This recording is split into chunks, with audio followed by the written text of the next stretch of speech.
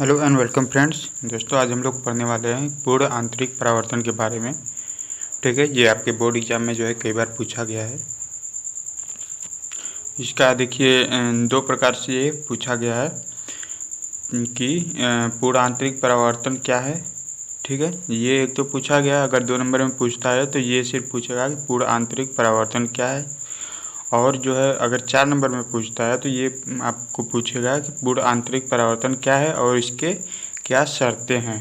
ठीक है, पूर्ण आंतरिक परावर्तन की क्या शर्तें हैं वो भी लिखिए। ठीक है, तो ये बहुत ही इंपॉर्टेंट है, आप लोग इसको ध्यान से देखिएगा। तो इसको देखिए, पूर्ण आंतरिक परावर्तन को बोलते हैं इंग्लिश में टोटल इंटरनल रिफ्लेक्शन। ठीक है, पूर्ण आंतरिक परावर्तन टोटल इंटरनल रिफ्लेक्शन बोलते हैं, है ना। तो इसका परिभाषा हम लोग देखते हैं। तो इसका परिभाषा देखिए क्या है। इसका परिभाषा है जब आपतन कोण का मान, ठीक है, जब आपतन कोण का मान क्रांतिक कोण से अधिक हो जाए तो प्रकाश उसी माध्यम में वापस लौट जाता है। तो इस घटना को प्रकाश का पूर्ण आंतरिक परावर्तन कहते हैं। ठीक है, मान लेते हैं कोई भी एक एक्स अक्ष होता है, एक वाई अक्ष होता है। ठीक है, किसी भी समतल में एक एक्स अक्ष होता है, ये मान लेते हैं एक्स अक्ष है और ये वाई अक्ष है। ठीक है, अब देखिए ये जो प्रकाश की किरण आ रही है, ठीक है ना, जो क्रांतिक कोण का मान होता है वो देखिए 90 डिग्री होता है। ठीक है, तो ये प्रकाश की किरण आ रही है, अगर ये प्रकाश की किरण का ये जो आपतन कोण है, ठीक है, ये जो अभिलंब के साथ ये जो कोण बना रहा है आपतन कोण यानी कि आई, ठीक है, ये आपतन कोण अगर क्रांतिक कोण से अधिक हो जाए तो प्रकाश क्या करेगा, उसी माध्यम में वापस लौट जाता है। ठीक है, यानी कि दूसरे माध्यम में इधर नहीं आ पाता है, उसी माध्यम में वापस लौट जाता है। तो इसे क्या कहते हैं, इसे पूर्ण आंतरिक परावर्तन कहते हैं। इस क्रिया को पूर्ण आंतरिक परावर्तन कहते हैं। ठीक है, तो ये बात समझ में आई। एक बार फिर से देख लीजिए परिभाषा, जब आपतन कोण का मान क्रांतिक कोण से अधिक हो जाए तो प्रकाश उसी माध्यम में वापस लौट जाता है। तो इस घटना को क्या कहते हैं, प्रकाश का पूर्ण आंतरिक परावर्तन कहते हैं। ठीक है, अब देख लेते हैं पूर्ण आंतरिक परावर्तन की शर्तें क्या है। ठीक है, पूर्ण आंतरिक परावर्तन की शर्तें, condition for total internal reflection. ठीक है, तो इसका पहला शर्त है देखिए, प्रकाश को सघन माध्यम से विरल माध्यम के पृथक तल पर आपतित होना चाहिए। ठीक है, बहुत ही इंपॉर्टेंट है, याद कर लीजिएगा। दो शर्तें हैं। ठीक है, पहला क्या है, प्रकाश को सघन माध्यम से विरल माध्यम के पृथक तल पर आपतित होना चाहिए।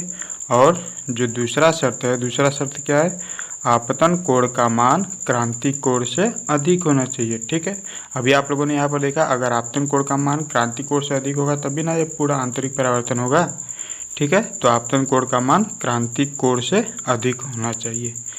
ठीक है, ये हो गया हमारा पूर्ण आंतरिक परावर्तन की शर्तें, है ना, पूर्ण आंतरिक परावर्तन की शर्तें। अब देख लेते हैं पूर्ण आंतरिक परावर्तन से संबंधित क्या क्या घटनाएं होती है, उसको देख लेते हैं। तो यहाँ पर दोस्तों हम पूर्ण आंतरिक परावर्तन से संबंधित 2 घटनाएं देखने वाले हैं। ठीक है, कौन कौन सी घटना होती है पूर्ण आंतरिक परावर्तन से संबंधित वो जानेंगे। सबसे पहला देखिए रेगिस्तान की मरीचिका। ठीक है, ये क्या होता है इसके बारे में जान लेते हैं। देखिए इसमें क्या होता है, गर्मियों की दोपहर में, ठीक है, गर्मियों की दोपहर में यात्रियों को रेगिस्तान में कुछ दूरी पर पानी होने का भ्रम हो जाता है, इसे रेगिस्तान की मरीचिका कहते हैं। ठीक है, देखिए क्या होता है कि जैसे कि रेगिस्तान में बहुत दूर तक पानी नहीं होता है, ये तो आप लोगों को पता ही है।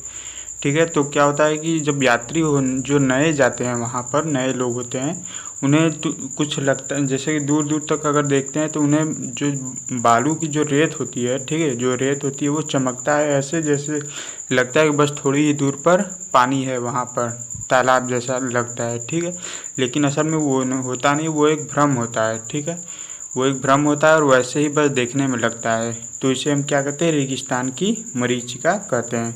कभी कभी आप लोगों ने देखा होगा जब बहुत ज़्यादा गर्मी पड़ती है तो आप लोग देखते होंगे कि सड़कों पर भी हमारे यहाँ जो है कुछ दूरी पर अगर ध्यान से देखते हैं तो पानी होने का भ्रम होने लगता है कि वहाँ पर जैसे पानी गिरा हुआ है कुछ, ठीक है, इस प्रकार से होता है। तो इसे हम क्या कहते हैं, मरीचिका नाम देते हैं, ठीक है।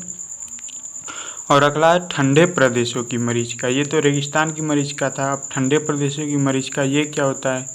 देखिए, ठंडे प्रदेशों में कभी कभी समुद्र में तैरते हुए जहाज का प्रतिबिंब उल्टे दिखाई देते हैं, तो इसे ठंडे प्रदेशों की मरीचिका कहते हैं, ठीक है। कभी कभी क्या होता है कि समुद्र में जब आप देखते होंगे तो जितना जहाज ऊपर दिखाई दे रहा है उतना ही उसकी जो है परछाई नीचे भी दिखाई देती है, ठीक है। तो इसको क्या बोलते हैं, ठंडे प्रदेशों की मरीचिका। जैसे देख लीजिए, जैसे मान लीजिए अगर ये तालाब है, ठीक है, ये मान लीजिए अगर ये तालाब है और यहाँ पर जो है एक पेड़ लगा हुआ होता है, यहाँ पर एक पेड़ लगा हुआ होता है, तो इसका परछाई जो है नीचे भी एक पानी में एक लगता है कि इतना ही लंबा एक पेड़ है नीचे भी, ठीक है, पानी के नीचे। तो इसको हम क्या बोलते हैं, ठंडे प्रदेशों की मरीचिका, ठीक है। तो ये थी पूरा आंतरिक परावर्तन के बारे में जो है संपूर्ण जानकारी। आई होप कि आपको ये वीडियो पसंद आया होगा। और दोस्तों, अगर ये वीडियो पसंद आए तो कृपया वीडियो को लाइक करें, अपने फ्रेंड्स के साथ शेयर करें। और अगर आप इस चैनल पर पहली बार आए तो कृपया चैनल को सब्सक्राइब करके बेल आइकन को प्रेस कर लें।